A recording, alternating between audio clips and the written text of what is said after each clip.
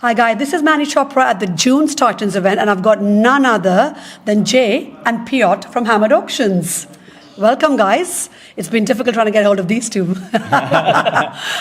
Jokes aside, I'm so excited for your talk later, and then obviously we've got the panel time as well. So really, with this new presentation that you're doing, how to avoid costly and common mistakes in auctions, Jay, maybe you can enlighten us on maybe one or two of those mistakes that people are normally making in auctions. So I'll start by saying, just by coming to this event, in the start of the room, I'm grabbing myself a cup of tea. Someone grabs me by the arm, turns me around and says, by reading your book, I saved £10,000 at auction. Wow. So that's just the book. What was that tip?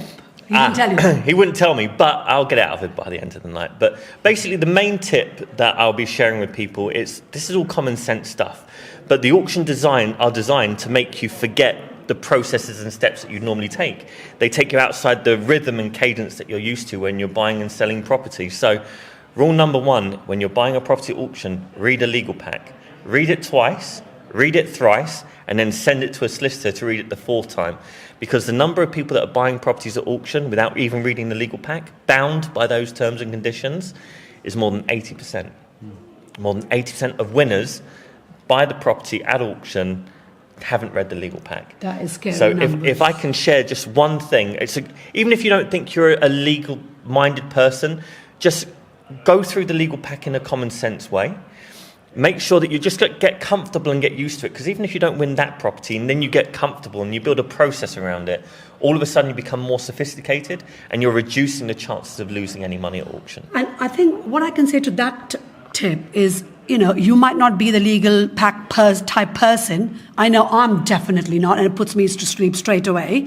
But what I would do is get someone like Tariq Mubarak or Bushra Mohammed, people in our sort of network, to do that. Yes, you have to pay a little bit of money, but that's going to be the best money you're ever going to spend to save you tens of thousands of pounds. Spend 200 to save 10,000. I mean, if you're an investor, you understand the logic of that math. And also what we say is, like, you want to read the legal pack to find the reasons why not to buy something, and then if you don't find those reasons, then you speak to your solicitor to basically properly review it. Yeah. So you want to just really avoid those red flags. Absolutely.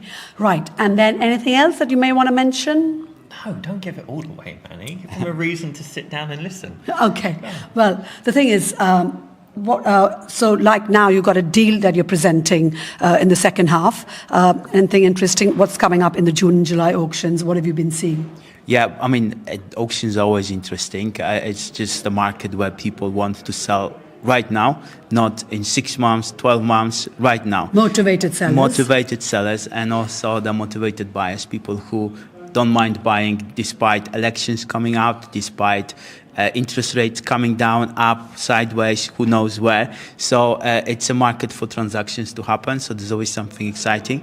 And there's always something like the property we're going to be discussing, which is like a gem of a property today for a little price. However, with lots of red flags and things to avoid. So, yeah. Right. And have you guys noticed any difference? So in 2024, let's say, up until now, what's been going on in auctions? Is there been a great buyer's market or buyer's or seller's market? What's been going on? What's been the trend in auctions? So the biggest trend in auctions at the moment is actually auctions used to be 2% of the property transactions in the UK. It's now more like 7%, and that's over the last 5 years. That's huge. You have auctioneers that are now doing 2 auctions a month, and 2-day auctions twice a month in some instances. 2 days? 2 days. So they've got 300-400 properties. Just laws of physics don't allow that they can sell them all with good quality standing in 1 day, so they now have to do it over 2 days.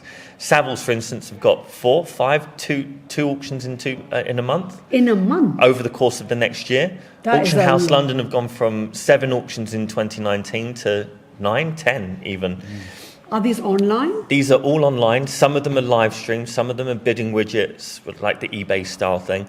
But what is important here is it's not just those auctioneers that increase the market share, it's the online other auctioneers. Only online, not the big houses, also where they're barely an auction, they're conditional sales. So you kind of go through a longer process. It's easier to get funding, it's easier to buy, blah, blah, blah.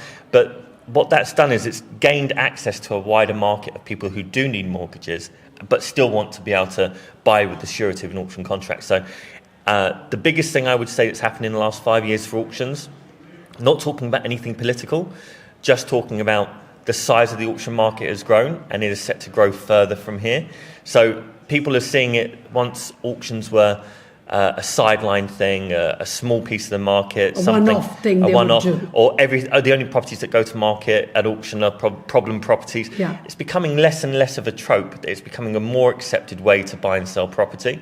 Maybe not so much the traditional, but definitely the new modern method of sell is definitely open to a far wider range of people. So if it's something you've shied away from in the past, it's taking over more market share. So get comfortable with it now, start looking at it now, start taking advantage. The early door advantage is what you want from auctions. And you do, because obviously the rest of the market has obviously been affected by the high interest rates for such a long period now, and it's kind of flatlined. Transactions have gone down, prices have obviously dropped a little bit as well. But you're not finding the same. Like you said, the market share has grown, lots more properties. Do you find that these properties are selling for how much more than the guide prices? Are they going way above, or roughly how are you monitoring some of this? I think that the guide prices just completely don't matter. And those are things that are just irrelevant. Yeah. But what's relevant is the amounts people are willing to pay for the properties. And there are properties where we've seen something that in 2014 was purchased for 6.5 million. In the auction right now sells for 2 million. And it's not unusual that those situations happen. It's a combination of factors: lower rents, vacancies, higher interest rates, and cost of management, landlord compliance, all that. Business kind of rates, and offices. You're probably seeing a lot of vacant commercial. So commercial property's taking a bit of a hit because commercial values are intrinsically linked to interest rates. But outside of that, depending on the commercial property itself, if it lends itself to any kind of residential conversion, if it lends itself to taking a double fronted shop, splitting it in half, letting out those two, where you get the small business rate relief and all, there's different ways to look at it. So there's no real one answer for that, but there, I think, are more opportunities commercial. But we're commercial people. You do both. You do residential and... Yeah, but commercial's easier for us. Okay. It's less of a... And last question, sorry to grill you, but do you see auctions, everyone says it's an early indicator of what's to come in the property market. What are you seeing in that space? Do you think, obviously you've said it's busy, there's more, lots and things like that. Do you think it's a sign of times to come, or? So 5 years ago, I used to say that auctions predict the current market by 6 months. Yeah. And I would argue I was probably right at that point. I can't say the same thing now because the open market, the regular market, is currently fluctuating with sentiment all the time. So the auctions maybe are predicting the market by a month, maybe, but not like it used to be. There's so much turbulence now. When the market settles and there are some indicators that are going to bring some cooling factors to the market, then that gap between the regular market and the auction market will spread again, and the auctions will start predicting with a far greater degree of distance than it is now. Okay, and sorry, last question. What sort of percentages of lots are selling at auctions? Like, are they in the sort of 50, 60, 70%? What sort of numbers are selling, roughly? Auctioneers would like you to think it's about 80%. That's what we hear, right? It's anywhere between 60 to 65 like on average. 50, yeah.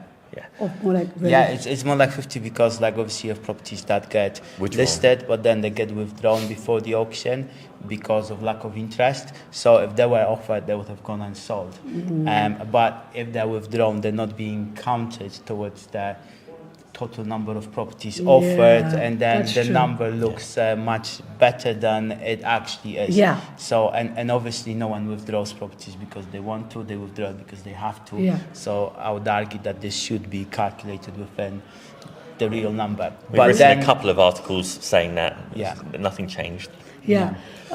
interesting, isn't it? And yeah, so yeah, guys, listen, thank you so much for your time. Looking forward to your talk today and also the deal that you're going to present in the second half. And let's get the bidding started. Amazing. Thanks for having us, Thanks, Manni. guys. Thanks, man. Cheers.